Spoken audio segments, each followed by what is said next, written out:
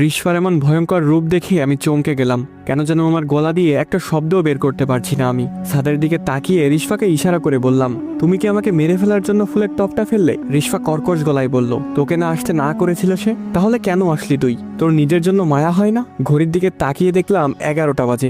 রিশফার কথা শুনে কানের ওপর 2টা থাপ্পড় মেরে মাথা ঝাঁকিয়ে দিলাম, যেন তার কথা আমি ঝেড়ে ফেলে দিলাম মাথা থেকে। এবার তার রিয়াক্ট দেখার জন্য উপরে তাকালাম, কিন্তু তখন সেখানে রিশফা ছিল না। আমি আর দেরি না করে সোজা কলিং বেল দিলাম বাসায়। সেই দিনের মতো আজকেও দরজা খুলে গেল। আমি ধীরে ধীরে প্রবেশ করলাম, কারো কোনো সারা শব্দ নেই। আমি ডাকলাম, আন্টি, আন্টি বাসায় আছেন? কোনো উত্তর নেই। সত্যি বলতে এই রহস্য জানার কৌতূহল আমাকে ভয় পেতে দিচ্ছে না। আমি দেখতে চাই এখানে কি হচ্ছে। তার জন্য যদি মরতে হয় তাও আমি মেনে নিব। তারপর আস্তে আস্তে রিশফার পড়ার ঘরে প্রবেশ করলাম। দেখলাম ওই দিনের মতোই রিশফা মনোযোগ দিয়ে খাতায় কি যেন আঁকছে। আমি ডাক দিলাম, রিশফা। রিশফা চমকে উঠে সালাম দিয়ে বলল, স্যার আজকে আপনি পুরো 3 মিনিট দেরি করে এসেছেন। যারা সময়ের মূল্য দেয় না তাদেরকে আমি পছন্দ করি না। নিজের ছাত্রীর মুখে এমন কথা শুনে হতভম্ব হয়ে ঘড়ির দিকে তাকিয়ে দেখি 11টা 3 বাজে। আমি বললাম, তোমার জন্যই তো দেরি হলো। আমার মাথায় ফুলের টপ ফেলে আমাকে মারতে চেয়েছিলে কেন? রিশফা খুব সাবলীলভাবেই জবাব দিল, আমি আপনাকে মারতে কেন চাইবো? আমার তো জীবিত মানুষ পছন্দ। এটা শুনে আমি হেসে উড়িয়ে দেওয়ার ভান করলাম, যেন এটা আমি ইয়ার্কি হিসেবে নিয়েছি। কিন্তু আমার মনে অন্য কিছু চলছে। আমি জানি রিশফা মজা করছে না, কিন্তু আমাকে শান্ত থাকতে হবে। আমার ভয়টা প্রকাশ পেয়ে গেলে এখান থেকে আর ফিরে যাওয়া হবে না আমার। তাহলে রিশফা কি মানুষ না? দেখতে তো একদম মানুষের মতোই স্বাভাবিক, শুধু ওর চোখগুলো একটু অদ্ভুত, নীল রঙের চোখ। আগে কখনো দেখিনি। কেমন একটা মায়া কাজ করে ওর চোখে। রিশফা বলল, স্যার আপনি একটা সাইকো। আমি তো ভেবেছিলাম আপনি আর আসবেন না। মানুষ হিসেবে যতটুকু সাহস থাকা দরকার ততটুকু সাহস থাকাই ভালো। লিমিটের বাইরে সাহস দেখাতে গিয়ে অনেক মানুষই তার প্রাণ হারিয়েছে।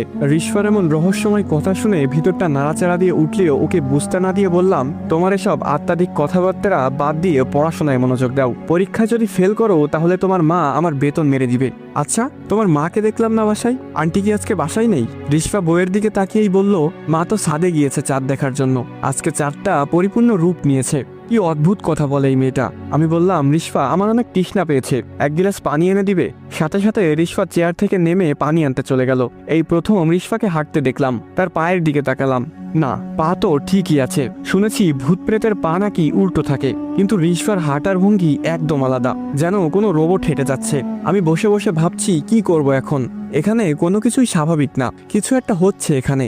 রিশফার মা এত রাতে ছাদে গিয়েছে চাঁদ দেখতে, ব্যাপারটা কেমন অদ্ভুত। আর রিশফার এসব রহস্যময় কথা আমাকে নাড়িয়ে দিচ্ছে বারবার। এর মাঝে রিশফা আসলো 1 গ্লাস পানি হাতে। আমাকে পানি দিয়ে সে আবার বইয়ের দিকে মনোযোগ দিল।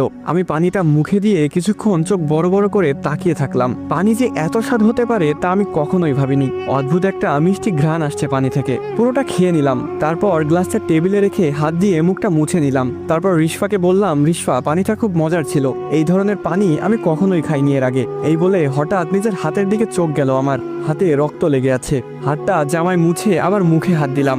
এবার আমি ঘাবড়ে গেলাম, রক্তটা আমার মুখ থেকে লেগেছে। তাহলে রিশফাকে আমাকে পানির বদলে রক্ত খাইয়েছে? রিশফার দিকে তাকিয়ে দেখলাম সে তার আঁকার ছবিটাই বারবার এলোমেলোভাবে কলম চালাচ্ছে। প্রাণীটার মুখটাকে ঝলছে দিচ্ছে কলম দিয়ে।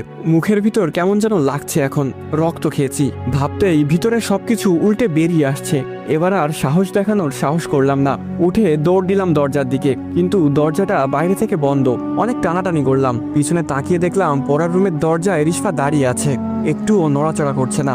অবশেষে দরজা খুলে গেল। আমি বের হয়ে শরীরের সব শক্তি দিয়ে দৌড়ে সিঁড়ি দিয়ে নিচে নেমে গেলাম। কিন্তু এ কি, আমি আবার সে রিশফাদের দরজার সামনে। রিশফা এখনো সেখানে ঠাই দাঁড়িয়ে আছে। আমি আবার দৌড়ে নামলাম সিঁড়ি বেয়ে, কিন্তু আবারও ঘুরে ফিরে সেই দরজার সামনেই চলে আসলাম। আমি বুঝে গেলাম এখান থেকে বের হতে দিবে না আজ আমাকে। তাই আমি এবার দৌড় দিলাম ছাদের দিকে। মানুষ যতই সাহসী হোক, চোখের সামনে মৃত্যু দেখলে ভয় তাকে পেতেই হবে। ছাদে গিয়ে এদিক ওদিক তাকাতে লাগলাম, নিজের নামার মতো কোনো কিছু আছে কিনা। হঠাৎ আমার চোখ পড়লো কালো জুব্বা পরা কেউ একজন দাঁড়িয়ে আছে, যেখানে রিশফাকে দাঁড়িয়ে থাকতে দেখেছিলাম। কালো জুব্বা বলতে যারা জাদুবিদ্যা চর্চা করে তাদের এক ধরনের কালো পোশাক থাকে। তখনই আমার মনে পড়লো রিশফা বলেছিল তার মা ছাদে চাঁদ দেখার জন্য এসেছে। তাহলে এটাই কি রিশফার মা? আমি কাঁপা কাঁপা গলায় ডাক দিলাম, আন্টি। ডাক শুনে এসে ধীরে ধীরে আমার দিকে মুখ ঘোরালো। রিশফার মায়ের অন্য এক রূপ, সারা মুখে রক্ত লেগে আছে, গলায় বিভিন্ন মালা ঝোলানো, আর হাতে কঙ্কালের খুলি। রক্তমাখা মুখে উদ্ভট একটা হাসি দিল আমার দিকে তাকিয়ে। আমি জানি যত যাই হোক এই মুহূর্তে আমি জ্ঞান হারাবো না, তাই ইচ্ছা করেই পড়ে গেলাম জ্ঞান হারানোর ভান করে। চোখ বন্ধ করে শুয়ে রইলাম। প্রায় 5 মিনিট হয়ে গেল, কোনো সারা শব্দ নেই। একবার ভাবলাম চোখ খুলে দেখব, আবার ভাবলাম এভাবেই থাকি কিছুক্ষণ। হঠাৎ ফিসফিস করে কথা বলার আওয়াজ শুনতে পেলাম। নিশ্চয়ই রিশফা আর তার মা কথা বলছে। একটু স্পষ্ট শোনার জন্য খরগোশের মতো কান খাড়া করে দিলাম। রিশফার মা বলছে, তোকে না বলেছিলাম পরবর্তী আমাবস্যা পর্যন্ত এই ছেলেকে বুঝতে দেওয়া যাবে না কিছু, তাহলে এত তাড়াহুড়ো করার কারণ কি? রিশফা বলল, আমি কি করব, ওর সাহসের পরীক্ষা নিতে গিয়েই তো এত কিছু হয়ে গেল।